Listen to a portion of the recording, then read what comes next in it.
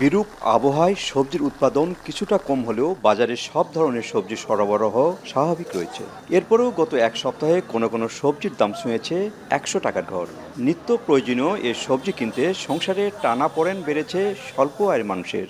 কাঁচামরিচ 100 টাকা, ওই পটল হচ্ছে 80 টাকা, বিভিন্ন রকম আমরা প্যারার মধ্যে বসবাস করছি। 100 টাকা কেজি করলা, 80 টাকা কেজি বেগুন, এ ধরনের সব সবজির দাম বৃদ্ধি।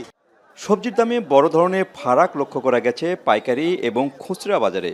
পাইকারিতে 40 টাকার পটল, 70 টাকা করলা মাত্র 10 কিলোমিটার দূরে বিক্রি হচ্ছে 60 থেকে 100 টাকায়। অন্যান্য সবজির ক্ষেত্রেও একই অবস্থা। পাইকারি বাজারের তুলনায় খুচরা বাজারে প্রতি কেজি সবজিতে ব্যবসায়ী লাভ 20 থেকে 25 টাকা।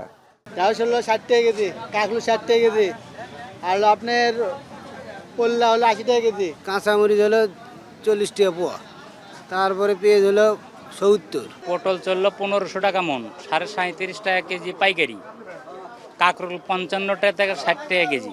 আমরা হলো বেগুন কিনলাম 50 টাকা কেজি, করলা হলো 70 টাকা কেজি, আর বরবটি হলো 55 টাকা কেজি। এদিকে বাজারের দাম বেশি হলেও কৃষকের ভাগ্যে লাভের অংশ জোটে সামান্যই। ব্যবসায়ীদের হাতেই থেকে যায় লাভের বড় অংশ। কৃষকের অভিযোগ 42 কেজিতে মন দেওয়ার পরও ঠিক দাম পান না তারা।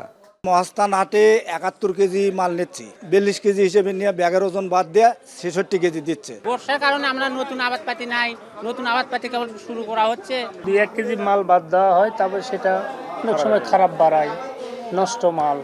পাইকারি ও খুচরা বাজারে দরের তারতম্যের কারণ হিসাবে পরিবহন, লেবার ও আনুষঙ্গিক খরচ বৃদ্ধির কথা জানান হাটের আড়তদার।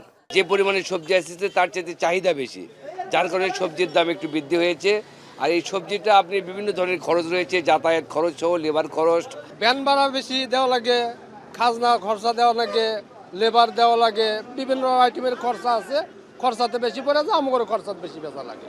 পাইকারি ও খুচরা বাজারে দামের এমন পার্থক্য নিয়ন্ত্রণে আনতে প্রশাসনের শক্ত নজরদারির প্রয়োজন বলে মনে করছেন ভোক্তারা।